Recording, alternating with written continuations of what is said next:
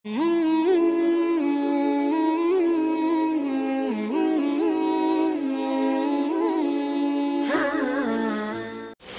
mufassirin yaitu Syekh Az-Zuhaili akan dikatakan sempurna keimanan seseorang yang apabila ya dia akan dikatakan beriman di hadapan Allah Subhanahu wa taala, yaitu dia selalu menggunakan bahwa atau meyakini bahwa Rasulullah Shallallahu Alaihi Wasallam adalah sebagai pemutus hukum, gitu. Jadi Rasulullah Shallallahu Alaihi Wasallam sebagai pemutus hukum dalam semua perkara, sebab Rasulullah Shallallahu Alaihi Wasallam adalah sebagai Rasul dan utusan Allah Subhanahu wa ta'ala. Artinya apa yang disampaikan oleh Rasulullah Sallallahu Alaihi Wasallam kita sami'na wa ata'na. Jangan pernah berani melanggar, gitu. Karena manusia yang paling sempurna di muka bumi ini, yang diutus sebagai Nabi dan Rasul yang terakhir adalah Nabiullah Muhammad Sallallahu Alaihi Wasallam. Nah, sudahkah diri kita ini termasuk orang-orang yang apa yang disampaikan oleh Rasulullah, apapun berbentuk seruannya, kita mengikutinya? Ya, bisa jadi ada yang sudah kita ikutin, bisa jadi ada yang belum. Ya, bisa jadi kalau kondisi sekarang justru menselisihkan, mempermasalahkan, gitu. Bahkan mengolok-olokkan, bahkan mengejek. Bahkan di India ini lagi rame nih, di India. Di India itu luar biasa, kaum muslimin tertindas, ya Allah yang karim. Orang-orang Hindu itu luar biasa. Jadi dia naik ke atas ketinggian sekian menara. Ada ibu-ibu lah gitu ya, ada anak gadis beberapa orang itu mau melecehkan Al-Quran, dan Al-Quran dibakar. Begitu Al-Quran dibakar, malah api itu adalah membakar dirinya, dibayar kontan sama Allah Subhanahu wa ta'ala. Itu baru. Dan ini sekarang pada saat ini tuh luar biasa, yang melecehkan Al-Quran, yang melecehkan Rasulullah. Bahkan pernah dengar nggak, ada salah satu petinggi kepolisian di Jawa Timur kalau tidak salah, saya akan bersumpah di medsos itu, saya demi Allah demi Rasul, saya tidak takut dengan HRS. Dan saya kalau ketemu berani memenggal leher HRS. Siapa HRS? Habib Rizik Sihab. Luar biasa. Mawat kamari. Meninggal dia. Dan itu bukan satu dua gitu ya. Dan kita yakin bahwa apa yang sering disampaikan oleh Habib Rizik dengan penampilannya kelihatannya keras dan sebagainya, itu adalah sesuatu yang benar gitu. Ya, kelihatannya marah-marah, ceramahnya ya yang disampaikan oleh dia itu benar gitu. Itulah memang orang punya khas masing-masing gitu ya, seperti itu. Nah, kembali lagi bahwa kita sebagai orang yang beriman atau mengaku orang yang beriman kepada Allah Subhanahu wa ta'ala, maka kita senantiasa sami'na wa ata'na kepada Allah Subhanahu wa ta'ala dan sami'na wa ata'na kepada Rasulullah sallallahu alaihi wasallam, apapun ya yang disampaikan oleh Rasulullah Sallallahu Alaihi Wasallam. Kita harus senantiasa menjadi hamba-hamba atau umat yang sami'na wa ata'na. Kalau pembahasan kemarin harus nurut gitu. Kalau kita ingin selamat dunia akhirat, harus nurut, harus sami'na wa ata'na kepada Allah dan Rasulnya. dan yakin bahwa apa yang disampaikan oleh Rasul itu adalah itu yang disampaikan oleh Allah Subhanahu wa taala, dan kebenarannya tidak akan pernah diragukan lagi, tidak akan pernah meleset, tidak akan pernah tidak benar. Sekalipun pada saat itu orang-orang Quraisy mengatakan Muhammad majnun, Muhammad orang gila, Muhammad penyihir, Muhammad penyamir, macam-macam. Ya silakan mereka melakukan hal itu. Tapi kalau kita jangan, kita mudah-mudahan termasuk umat yang dirindukan dan dekat nanti di yaumil kiamah dengan Rasulullah Sallallahu Alaihi Wasallam. Kita senantiasa menjadi umat yang taat kepada Rasulullah Sallallahu Alaihi Wasallam, dan kata Rasul merindukan nanti di hari kiamat kepada umat tersebut, yaitu umat akhir zaman. Umat akhir zaman itu siapa? Kita. Ya, sering disampaikan oleh para penceramah. Kenapa dikatakan umat? Kok dikatakan umat akhir zaman? Emang kita sudah mau berakhir? Sekarang Hijriah tahun berapa? 1444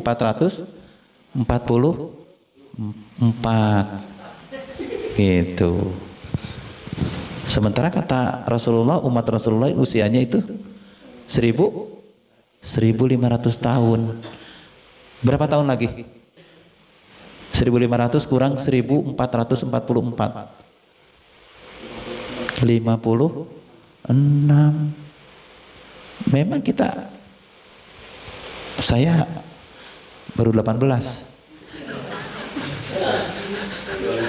25. Kalau di KTP 48, bukan promosi. Tapi kalau catatan di kampung 50.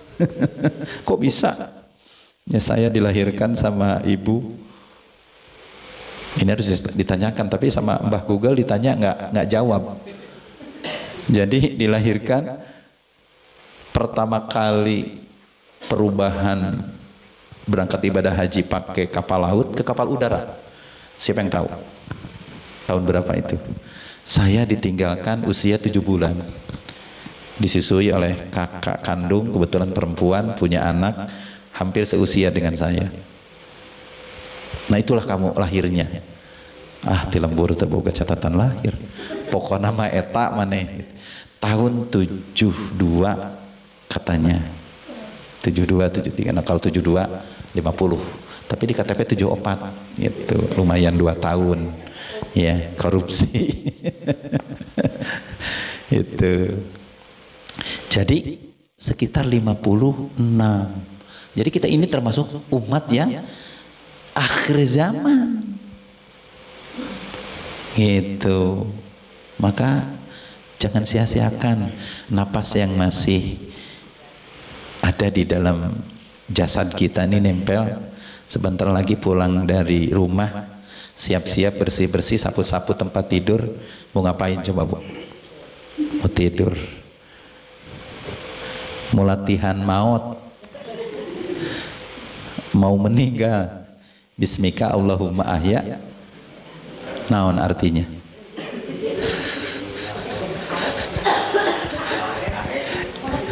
Doa mau tidur. Doa mau tidur itu adalah doa meninggal. Ya Allah, Engkau yang telah Bismika Allahumma ahya, yang telah menghidupkan ya dan mematikan. Wa amut. Amut itu ya mati, maut. Gitu. Terus hudang deui kan lamun dihudangkeun. Alhamdulillahilladzi ahyana ba'dama amatana wa ilaihi nusur. Sahanu apal artina? Menang cai. Terima kasih lamun disederhanakeun. Terima kasih ya Allah, Engkau telah membangunkan hamba dari mati, ya, kembali hidup kembali. Ahyana ba'dama amatana wa ilaihin nusur. Gitu. Jadi nggak boleh lengah pada saat mau tidur pun doa harus dibacakan, khawatir Allah tidak masukkan lagi ruh ke dalam jasad kita. Itu oleh karena itu tidak lama lagi usia umat Rasul ini, maka kita berdoa kepada Allah ingin menjadi umat yang akhir zaman, yang dirindukan oleh Rasulullah SAW, yang tidak pernah ketemu dengan Rasul, bertatap muka dengan Rasul, ngobrol dengan Rasul, konsultasi kepada Rasul. Wajar kalau para sahabat keimanannya dijamin masuk surga. Dia pernah ketemu Rasul, keyakinannya luar biasa, dakwahnya luar biasa, nggak tanggung-tanggung. Bagian Abu Jahal dikasih tahu, nggak mau. Sedih Rasulullah melihat pamannya tidak masuk surga, tidak beriman. Tapi kita umat yang terakhir ini, umat yang dirindukan. Ya, satu-satunya umat yang dirindukan oleh Rasulullah adalah umat Islam, umat yang terakhir, umat Rasulullah, yang dia tidak pernah tatap muka dengan Rasul, tetapi kita termasuk umat yang taat kepada Rasulullah Sallallahu Alaihi Wasallam. Itu yang pertama.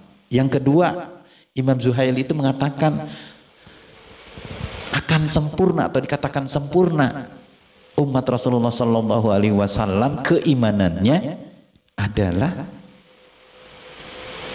dia tidak pernah keberatan di dalam dadanya, di dalam dirinya sedikit pun, dan tidak pernah punya keraguan, gitu ya.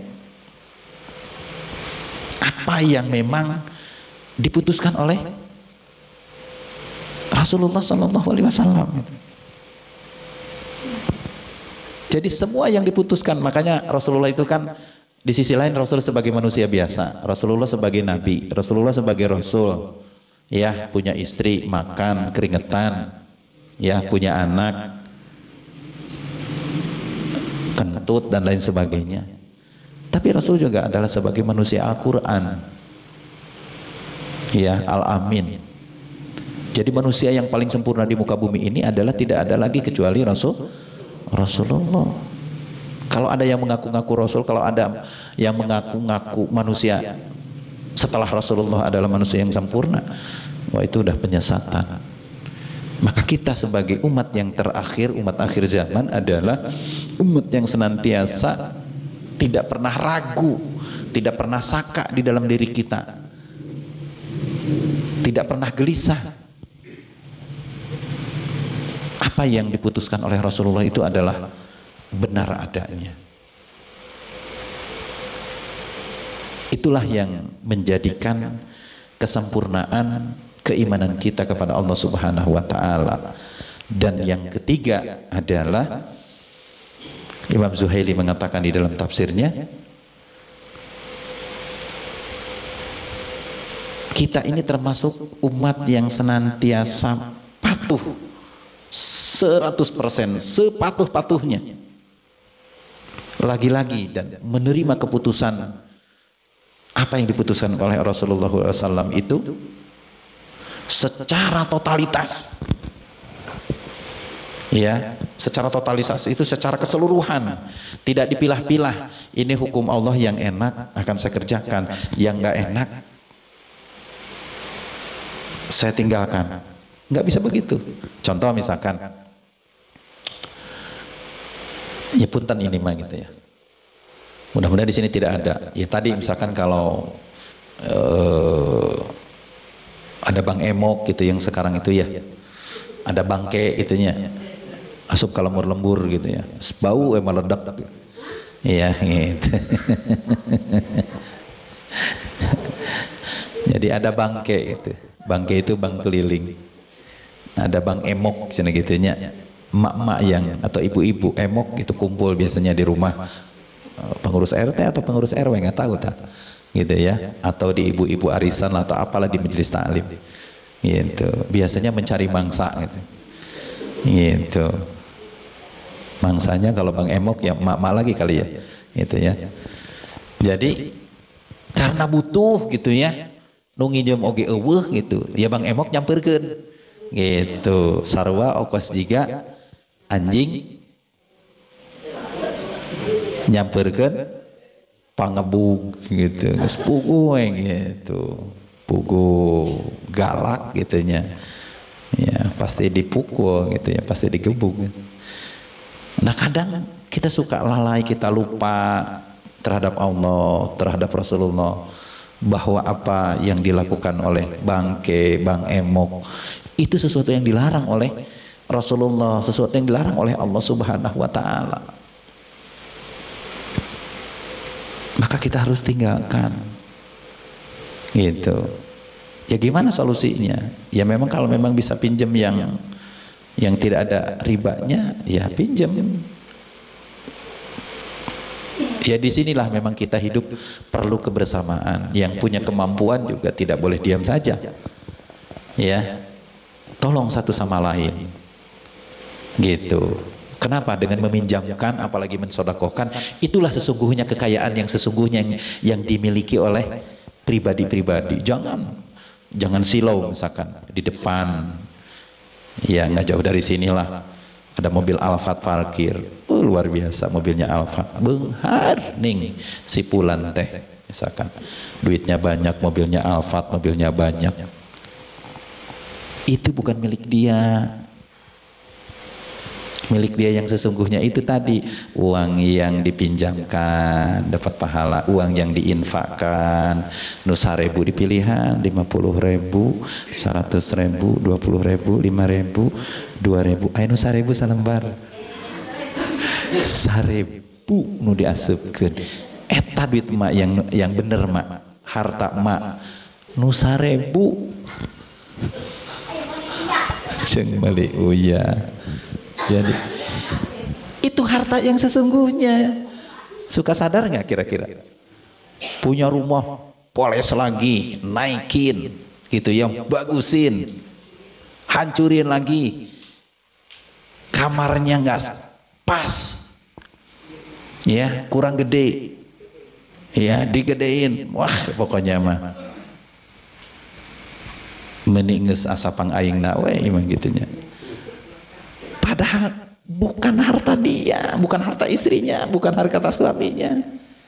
Kalau pandangan Allah, pandangan Rasul, pandangan hukum Islam, bukan harta dia. Petatang penteng-teng, ya, tolak sangkeng jadi dia di luhur gitu aja. Gitu. Ya Allah ya Karim, bukan. Kalau dia berinfak, ini saya Alphard saya kasih, ya, ke pesantren misalkan. Nah, itulah harta dia yang sesungguhnya. Nah, ini juga kita perlu melatih itu hal-hal sehingga kalau ke surga mah kita pengen gitu ya, ngan meulina pelit gitu ya. Gitu. Jangan. Nah, oleh karena itu sekali lagi supaya keimanan kita sempurna di mata Allah Subhanahu wa taala, apa yang diputuskan oleh Allah, apa yang diputuskan oleh Rasulullah, maka Allah sampai mengatakan apa hukmul jahiliyah. Yabgun, apakah kalian masih meyakini hukum di luar daripada hukum Allah itu mengatakan lebih baik, padahal sesungguhnya ada hukum yang lebih baik lagi. Yabgun, inil hukmu illa lillah. Sesungguhnya hukum Allah lah yang paling benar, paling sahih. Oleh karena itu, kita sebagai orang yang beriman kepada Allah Subhanahu wa taala harus merindukan hukum-hukum Allah yang sangat adil, yang datangnya dari Allah Subhanahu wa taala yang maha adil, yang bisa mensejahterakan, menyelamatkan kita dunia akhirat. Dari mana hukum Allah itu kok dikatakan adil? Buktikan. Kalau dalam hukum Allah ini sekarang lagi rame lagi, saya akan senantiasa memberikan informasi yang bisa jadi ibu-ibu, bapak-bapak mengagetkan, dan ini kita harus hati-hati. Kemarin belum lama saya menyampaikan terkait dengan LGBT gitu, non LGBT. Pokoknya mah eta lalaki bogoh ka lalaki, awewe bogoh ka lalaki, awewe bogoh ka lalaki, awewe bogoh ka lalaki, awewe, wah itu mah bolak-balik, awewe bogoh ka sato.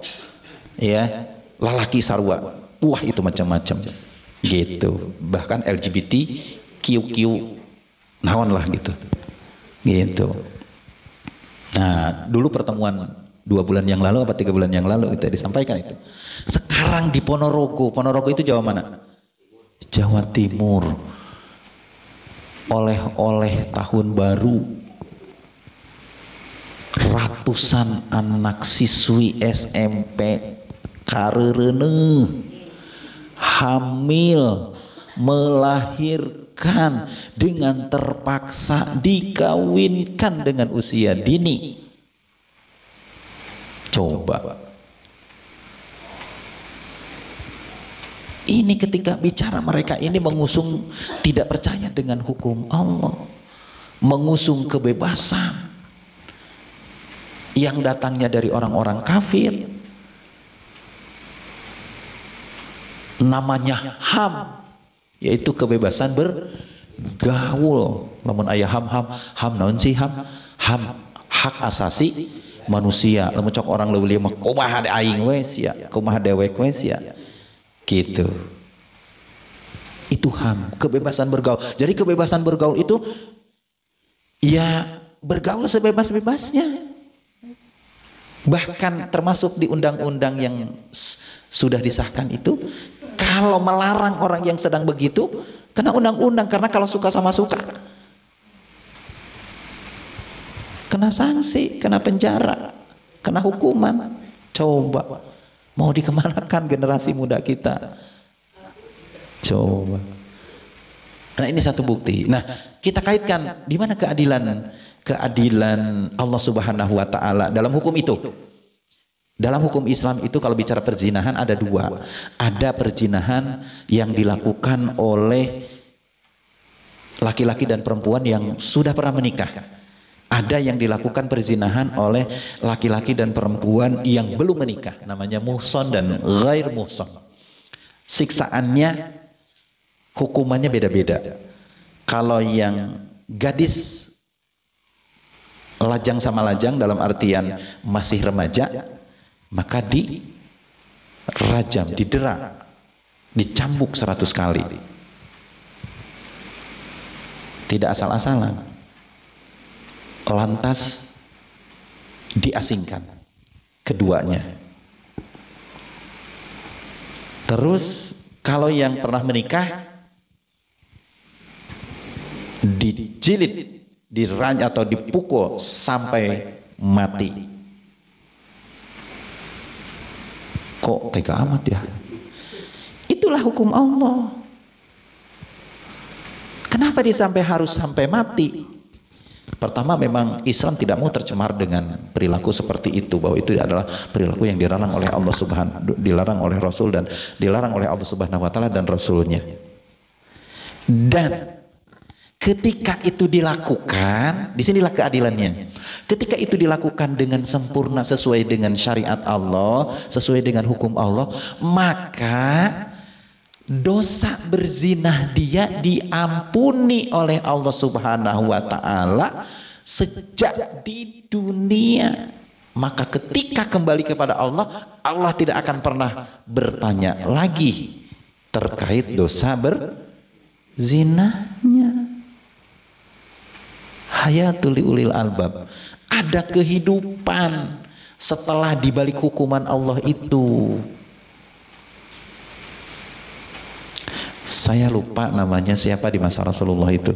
Ini terkait dengan asbabun nuzul ayat. Orang yang berzina itu ya harus azaniyatu wazani fajlidu kulla wahidin mi'ata jaldah. Ya, yang berzina ya laki-laki dan perempuan ya dua-duanya harus harus dihukum. Pada saat ayat itu terkait dengan perzinahan itu turun, ya Rasulullah kan memberlakukan hukum itu, menjalankan hukum sesuai dengan perintah Allah Subhanahu wa taala. Ada seorang perempuan, seorang wanita datang ke Rasulullah, kucul. Ya Rasulullah, saya telah berzina, saya hamil. Saya lupa namanya itu. Ya udah, ditangguhkan. Nanti saja setelah melahirkan. Ya, karena bayinya kan tidak berdosa. Jangan bilang, wah, anak haram jadah, gitu. Bukan. bayi tidak berdosa. Setelah melahirkan datang lagi, ya Rasulullah saya sudah melahirkan, saya siap dihukum sesuai dengan syariat Islam. Pulang dulu, susui sampai 2 tahun. Ya, pulang lagi. Wanita itu luar biasa. Itu para sahabat dan lain sebagainya, itu wanita itu cantik. Pada bisik-bisik, kok bisa ya dia ya sayang ya, pasti ngomongin gitu, semuanya udah jadi buah bibir, udah jadi gunjingan, udah jadi cemoohan. Setelah menyusui balik lagi, ya Rasulullah saya sudah menyusui 2 tahun, kan anak harus disusui selama 2 tahun, makanya itulah susu eksklusif istilahnya gitu ya, gitu. Jangan dikasih susu denkau, maka anak-anak sekarang jadi bandel karena jadi anak sapi emang sanurut-nurutna sapi. Makna daya susuan sugan. Insya Allah solihah gitu ya. Maka secara umum sekarang karena beda spesies, beda turunan, beda genetik manusia dengan binatang kan jauh, itu nggak bisa dipungkiri itu. Maka anak sekarang gagah kuat gitu ya, segala macam gitu ya, iklannya begitu, pertumbuhannya, otaknya, nggak taunya tukang ngelawan kakolot. Ini contoh barudak ayeuna, anak-anak sekarang ngabang kolang hararese nya, bener tuh digalakan leuwih galak, diantepkeun tamah angot gitu. Nah ini satu bukti gitu. Nah oleh karena itu wanita itu datang setelah menyusui dan akhirnya dilakukanlah hukuman, dan dia itu berzinahnya yang muhson, yang ya karena pernah menikah gitu ya, gitu. Pernikahannya di masa Rasul seperti apa, pokoknya begitu ayat itu turun kasusnya seperti itu, akhirnya dihukum sampai mati. Semua sahabat ngomongin, ngagunjing. Apa yang kata Rasulullah disampaikan? Wanita itu amalannya lebih besar, amalannya kota Mekah kalau nggak salah, dan dia sedang sedang berenang-renang di sorganya Allah Subhanahu Wa Taala. Si wanita itu, itulah keadilan Allah, gitu. Jadi itu yang hukuman dari Allah itu kan sebagai zawazir dan zawabir gitu ya, bahwa dia akan memberikan efek jera gitu, dan akan juga menghapuskan dosa di hadapan Allah Subhanahu Wa Taala. Nah dalam kondisi sekarang, kalau bicara perzinahan, kalau bicara riba, kalau bicara koruptor, macam-macam dihukum 5 tahun, 6 tahun, 10 tahun, ya nggak jera-jera, ya di hadapan Allah tetap dia akan dihisab, tidak menghapuskan, tidak membebaskan dia nanti di hari kiamat.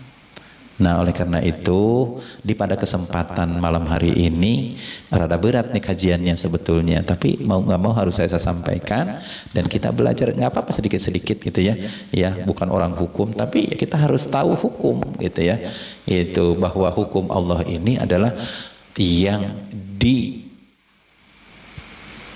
emban atau disampaikan, didakwahkan oleh Rasulullah SAW sampailah kepada kita. Ini adalah hukum yang paling benar, tidak ada hukum yang lain, hukum yang paling adil, seadil-adilnya di muka bumi ini. Tidak ada lagi di luar daripada hukum selain daripada hukum Allah Subhanahu Wa Taala. Endingnya, terakhirnya, bahwa kita sebagai orang yang beriman kepada Allah Subhanahu Wa Taala rindu akan hukum Allah ini tegak di muka bumi ini. Jangan aduh nanti orang yang maling dipotong tangan, orang berzina begini, orang begini gitu. Ya itulah, kan nanti ada syaratnya. Kalau memang sudah memenuhi syarat ya dilakukan, kalau tidak ya tidak. Itu ya. Insya Allah mudah-mudahan kita termasuk hamba-hamba Allah, umat Rasulullah SAW. Kata Allah, qul in kuntum tuhibbunallah, katakan kalau kalian cinta kepada Allah Subhanahu Wa Taala, tuhibbunallah, fattabi'uni, taati sami'na wa ata'na kepada Allah, kepada Allah Subhanahu wa taala. Fattabi'uni yuhibbukumullah, dan kepada hamba yang dicintai Allah siapa? Rasulullah. Yuhibbukumullah wa yaghfir lakum dzunubakum wallahu ghafurur rahim. Jadi ketika kita taat kepada Allah, taat juga kepada apa yang disampaikan oleh Rasulullah sallallahu alaihi wasallam, hamba yang dicintai oleh Allah Subhanahu wa taala yaitu Rasulullah Muhammad sallallahu alaihi wasallam, maka kita sebagai umatnya mengikuti apa yang disampaikan beliau. Wallahu ghafurur rahim. Maka Allah akan mengampuni dosa-dosa yang telah kita lakukan ketika kita menunjukkan ketaatan kita kepada Allah dan Rasulnya. Mudah-mudahan bisa dipahami. Kalaupun rada-rada berat, ya tadi sedikit-sedikit kita ya mikir. Makanya tadi di tempat yang lain insya Allah tidak ada kajian seperti ini. Insya Allah diajak pinter gitu ya. Ya diajak mikir. Kalau yang lain ya tadi itu ya, masalah fikih, masalah yang lain biarkan nanti itu tugasnya ustadz yang lain gitu ya. Itu saja barangkali sebelum ditutup, barangkali ada yang ditanyakan atau ada yang mau menambahkan, silakan.